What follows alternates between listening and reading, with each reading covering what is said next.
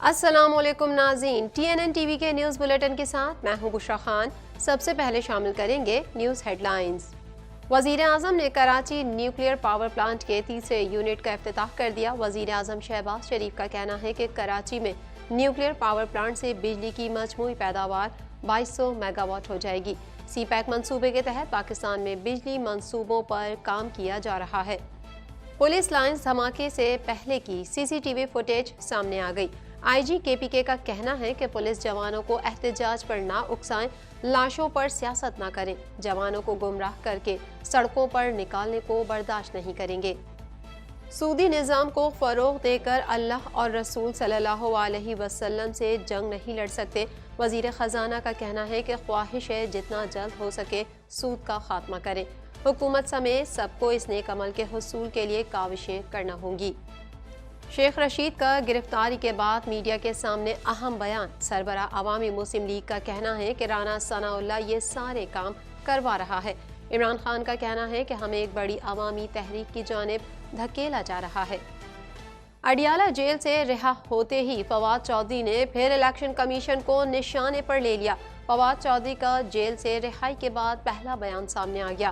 PTI رہنما کا کہنا ہے کہ اداروں سے کون لڑنا چاہتا ہے، اداروں کے بغیر ملک نہیں چلتے۔ بڑھتے ہوئے اسلامو فوبیا پر شدید تشویش ہے۔ ترجمان دفتر خارجہ نے کہا ہے کہ دہشت گردی پاکستان اور افغانستان کے لیے مشترکہ خطرہ ہے۔ پاکستان عبوری افغان حکومت سے تعاون کی توقع کرتا ہے۔ کینیڈا کی اسلامو فوبیا کے خلاف نمائندہ امیرہ الغوابی نے کیوبیک کے خلاف ریمارکس پر معذرت کر لی۔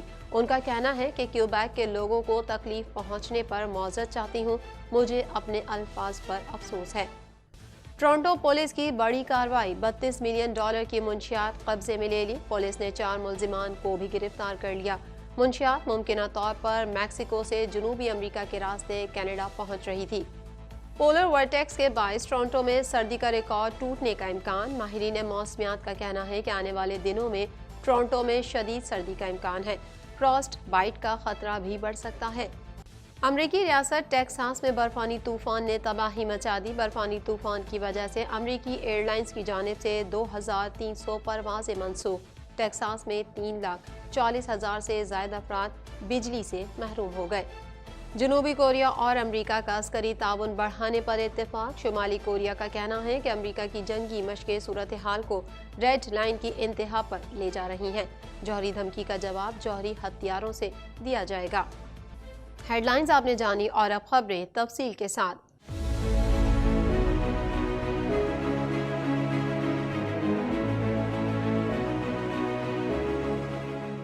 1.25 کروڑ کی آبادی پر مشتمل کراچی میٹروپولیٹن سٹی میں صحت کے حوالے سے ہسپتال تو بہت، لیکن فزیوتھراپی سینٹر نایاب ہیں۔ الحمدللہ ہم نے اس کمی کو پورا کرتے ہوئے گلستان جوہر میں زبیداس فزیوتھراپی سینٹر کا آغاز کر دیا ہے۔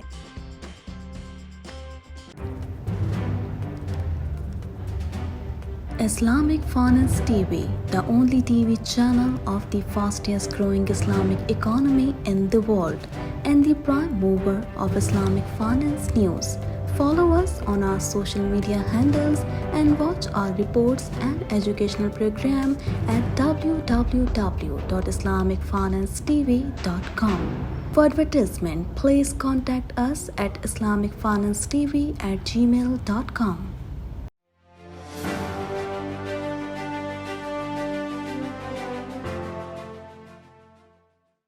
وزیر اعظم شہباز شریف نے کراچی نیوکلیئر پاور پلانٹ کے تیسرے یونٹ کا افتتاح کر دیا ہے، جس کے آغاز سے کراچی میں نیوکلیئر پاور پلانٹ سے بجلی کی مجموعی پیداوار 2200 میگا واٹ ہو جائے گی۔ مزید تفصیلات اس رپورٹ میں۔ وزیر اعظم شہباز شریف نے کراچی نیوکلیئر پاور پلانٹ کے تیسرے یونٹ کا افتتاح کر دیا۔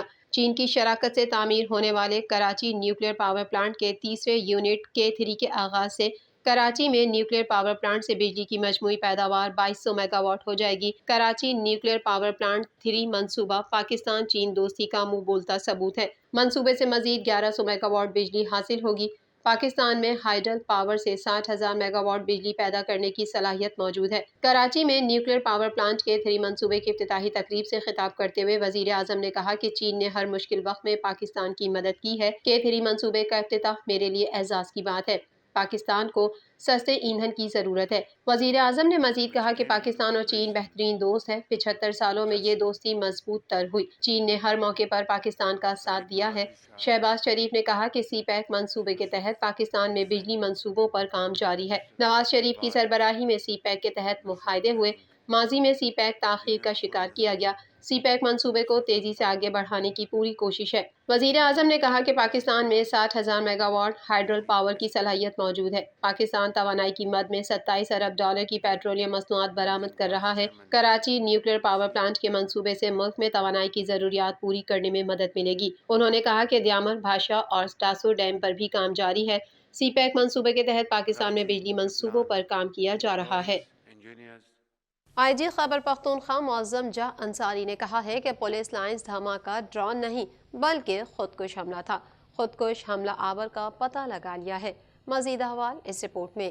آئی جی خیبر پختونخوا معظم جاں انصاری نے کہا ہے کہ پولیس لائنز دھماکہ ڈرون نہیں بلکہ خودکش حملہ تھا۔ جوانوں کو گمراہ کر کے سڑکوں پر نکالنے کو برداشت نہیں کریں گے۔ دوسری جانب پولیس لائنز دھماکے سے پہلے کی سی سی ٹی وی فوٹیج سامنے آ گئی جس کی مدد سے کیس میں اہم پیش رفت ہوئی ہے۔ پشاور میں پریس کانفرنس کرتے ہوئے پشاور پولیس لائنز خودکش دھماکے پر پولیس جوانوں کو احتجاج پر نہ اکسایا جائے اور نہ لاشوں پر سیاست کی جائے۔ آئی جی معظم جاں انصاری پریس کانفرنس کے دوران آبدیدہ ہو گئے۔ آئی جی کے پی کے نے کہا کہ خودکش حملہ آور پولیس موبائل میں تھا۔ پولیس اہلکاروں نے اپنا پیٹی بند بھائی سمجھ کر اسے چیک نہیں کیا۔ خودکش حملہ آور کا پتہ لگا لیا اور اس کا چہرہ بھی پتہ چل گیا۔ خودکش حملہ آور پولیس یونیفارم میں موٹر سائیکل پر آیا جس نے ہیلمٹ پہنا ہوا تھا۔ موٹر سائیکل پر انجن اور چیزس نمبر جعلی تھا۔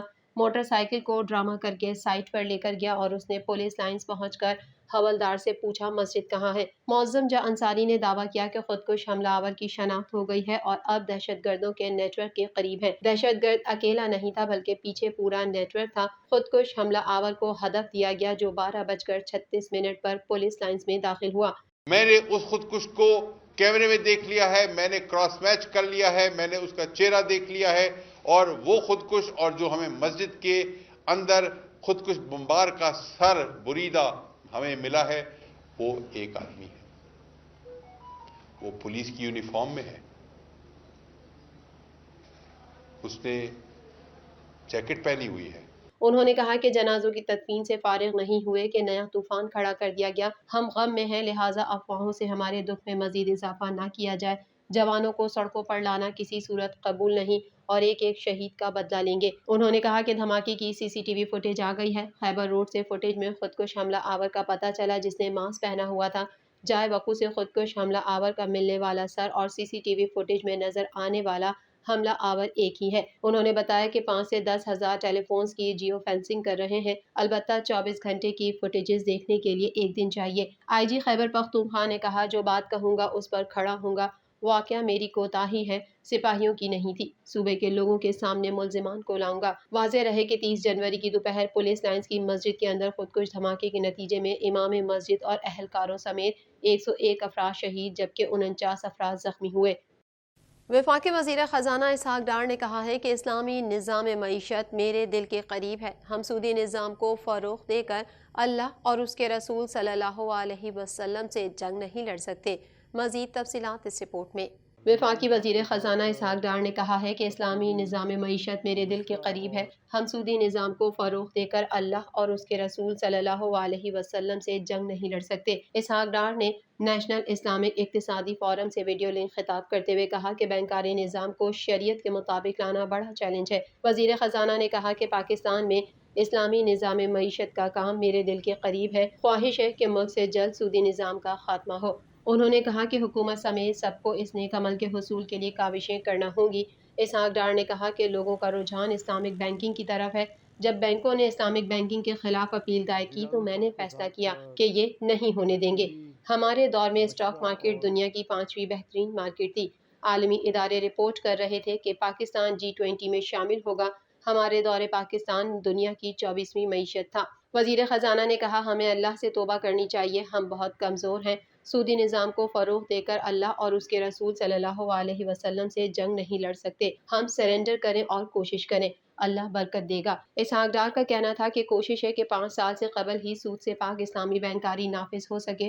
انہوں نے کہا کہ ہم نے دونوں بینکوں سے درخواست واپس لی، ملک میں اسلامک بینکنگ کے نظام ہی سے معیشت کی بحالی ہوگی۔ مس مینجمنٹ کی وجہ سے آج معاشی حالات بدترین ہو چکے ہیں۔ اسحاق ڈار کا کہنا تھا کہ 2013 سے 2017 تک جب میں وزیر خزانہ تھا تو اسلامک بینکنگ نظام پر کام کیا۔ اس دوران اسٹیٹ بینک SECP نے مفتی تقی عثمانی کے ساتھ مل کر کام کیا تھا۔ وزیر خزانہ نے کہا کہ اسلامک بینکنگ کمیٹی کا پہلا اجلاس ہو چکا ہے۔ ہماری نیت ہے کہ ملک میں سود سے پاک نظام قائم کریں، اس کے لیے کوشاں ہیں۔ سربراہ عوامی مسلم لیگ شیخ رشید نے گرفتار ہونے کے بعد میڈیا کو اپنا بیان ریکارڈ دیتے ہوئے کہا ہے کہ SHO نواز لیگ کا ٹاؤٹ ہے اور رانا ثناءاللہ یہ سارے کام کروا رہا ہے۔ مزید تفصیلات اس رپورٹ میں۔ سربراہ عوامی مسلم لیگ شیخ رشید نے گرفتاری کے بعد میڈیا کو اہم بیان دے دیا، جبکہ پاکستان تحریک انصاف کے چیئرمین عمران خان نے شیخ رشید کی گرفتاری کی شدید مذمت کرتے ہوئے کہا ہمیں ایک بڑی عوامی تحریک کی جانب دھکیلا جا رہا ہے۔ عوامی مسلم لیگ کے سربراہ اور سابق وزیر داخلہ شیخ رشید احمد کو اسلام آباد پولیس نے رات گئے ان کے گھر سے گرفتار کر لیا۔ انہیں طبی معائنے کے لیے پولی کلینک اسپتال لے جایا گیا، جس کے بعد پولیس نے شیخ رشید کو تھانہ سیکریٹریٹ منتقل کر دیا ہے۔ پولیس نے دعویٰ کیا کہ شیخ رشید سے اسلحہ برآمد ہوا اور وہ اس وقت نشے کی حالت میں تھے۔ صحافیوں سے گفتگو میں شیخ رشید نے کہا کہ میں نشے میں نہیں ہوں، میں زندگی میں کبھی شراب نہیں پی۔ پولی کلینک میں گفتگو کرتے ہوئے شیخ رشید نے کہا کہ اسلام آباد پولیس نے پنجاب کی حدود میں کارروائی کی، ان کے ملازمین پر تشدد کیا، جبکہ اصولی طور پر وہ 6 تاریخ تک ضمانت پر ہے۔ میڈیا رپورٹ کے مطابق سربراہ عوامی مسلم لیگ شیخ رشید نے گرفتار ہونے کے بعد میڈیا کو اپنا بیان ریکارڈ دیتے ہوئے کہا کہ SHO نواز لیگ کا ٹاؤٹ ہے اور رانا ثناءاللہ یہ سارے کام کروا رہا ہے۔ رانا ثناءاللہ کو پیغام ہے اسے نہیں چھوڑوں گا۔ شیخ رشید کا کہنا تھا پولیس سیڑھیاں لگا کر گھر میں داخل ہوئی، پولیس نے مجھے زبردستی گھر سے اٹھایا، یہ سب رانا ثناءاللہ کی ایما پر ہوا ہے۔ شیخ رشید نے کہا کہ پولیس نے سارے گھر کے دروازے توڑے، کھڑکیاں توڑی، ملازموں کو بے تحاشا مارا، یہ مجھے اٹھا کر لائے ہیں، یہ تھانہ ظلم کا نشان ہے۔ انشاءاللہ حق کی فتح ہوگی۔ عمران خان کے ساتھ ہیں۔ انہوں نے کہا کہ ان لوگوں نے بدمعاشی کی ہے، 100-200 لوگ داخل ہوئے اور یہ مسلح تھے، یہ مجھے زبردستی گاڑی میں ڈال کر لائے ہیں۔ سربراہ عوامی مسلم لیگ کا کہنا تھا کہ اسلام آباد پولیس نے انہیں راولپنڈی سے گرفتار کیا، جبکہ آج ہی اسلام آباد ہائی کورٹ کے جج طارق محمود جہانگیری صاحب سے ضمانت لی اور 6 تاریخ کو IG اسلام آباد کو طلب کیا۔ دوسری جانب سماجی رابطے کی ویب سائٹ ٹویٹر پر جاری بیان میں عمران خان کا شیخ رشید کی گرفتاری کی شدید مذمت کرتے ہوئے کہنا تھا کہ سوائے زمانہ الیکشن نے ایک متعصب اور منتقم نگراں حکومت مقرر کی، ایسی متعصب اور منتقم نگراں حکومت تاریخ میں اس سے پہلے ہم پر کبھی مسلط نہ ہوئی۔ چیئرمین PTI نے مزید کہا کہ ہمیں ایک بڑی عوامی تحریک کی جانب دھکیلا جا رہا ہے جب امپورٹڈ سرکار ہمارا دیوالیہ نکال چکی ہے۔ سوال یہ ہے کہ آیا ان حالات میں پاکستان اس عوامی تحریک کا متحمل ہو سکتا ہے؟ اڈیالہ جیل سے ضمانت پر رہا ہونے والے فواد چودھری نے رہا ہوتے ہی پھر الیکشن کمیشن کو تنقید کا نشانہ بنا لیا۔ مزید جانتے ہیں اس رپورٹ میں۔ اڈیالہ جیل سے ضمانت پر رہا ہونے والے فواد چودھری نے رہا ہوتے ہی پھر الیکشن کمیشن کو تنقید کا نشانہ بنایا۔ الیکشن کمیشن کے ارکان اور ان کے خاندانوں کو دھمکیاں دینے کے کیس میں سابق وفاقی وزیر اور رہنما پاکستان تحریک انصاف فواد چودھری کا اڈیالہ جیل سے رہائی کے بعد پہلا بیان سامنے آیا ہے۔ اڈیالہ جیل کے باہر کارکنوں سے خطاب میں فواد چودھری کا کہنا تھا کہ عدالت میں بھی کہا ہے کہ جو باتیں کی ہیں اس پر اسٹینڈ کرتا ہوں، ایک لفظ بھی پیچھے نہیں ہٹوں گا۔ رہائی کے بعد اسلام آباد میں کارکنوں سے خطاب کرتے ہوئے فواد چودھری کا کہنا تھا کہ مشکل وقت میں پارٹی میرے ساتھ کھڑی رہی، جس پر پارٹی رہنماؤں اور کارکنان کا شکر گزار ہوں۔ فواد چودھری کا کہنا تھا کہ الیکشن کمیشن نے جو FIR کٹوائی ہے، جس پر غداری کا کیس بنایا گیا، اس متعلق چیف الیکشن کمشنر کو کہتا ہوں کہ مشورہ دینے والے اور سیکریٹری الیکشن کمیشن کو کمرے میں بلائیں، کنڈی لگائیں اور اس کو رکھ کر 2 چھتر لگائیں۔ PTI رہنما کا کہنا تھا کہ اگر ارکان اسمبلی غدار ہیں تو محب وطن کون ہے؟ حکومت کی عوامی مسائل پر کوئی توجہ نہیں، ان کی توجہ عمران خان کو مائنس کرنے پر ہے، اور عمران خان کو مائنس کر کے پاکستان کی سیاست کیا رہ جائے گی؟ واضح رہے کہ الیکشن کمیشن کو دھمکیاں دینے کے کیس میں گرفتار فواد چودھری کو اڈیالہ جیل سے رہا کر دیا گیا۔ تحریک انصاف کے کارکنوں کی بڑی تعداد اڈیالہ جیل کے باہر موجود ہے، جو فواد چودھری کے حق میں نعرے بازی بھی کر رہی ہے۔ ترجمان دفتر خارجہ نے کہا ہے کہ وزیر مملکت برائے خارجہ ہنا ربانی کھر 3 سے 4 فروری تک سری لنکا کا دورہ کریں گی۔ اس دوران وہ سری لنکن حکام سے ملاقاتیں کریں گی۔ مزید احوال اس رپورٹ میں۔ ترجمان دفتر خارجہ نے کہا ہے کہ فلسطینی ریاست پر اسرائیلی حملے کی شدید مذمت کرتے ہیں۔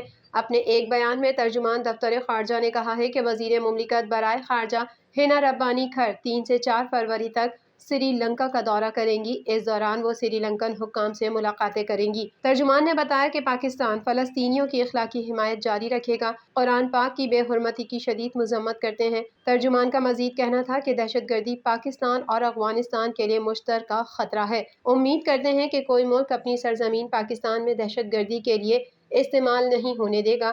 امید ہے عبوری افغان حکومت بین الاقوامی کمیونٹی کے ساتھ اپنے وعدے پورے کرے گی۔ ایک اور بیان میں ترجمان دفتر خارجہ نے کہا کہ حکومت نے پشاور دہشت گرد حملے کی تحقیقات شروع کی ہیں۔ دہشت گرد حملے میں قیمتی جانیں ضائع ہوئیں۔ پاکستان عبوری افغان حکومت سے تعاون کی توقع کرتا ہے۔ مزید خبریں بھی بلیٹن کا حصہ ہوں گی اس بریک کے بعد۔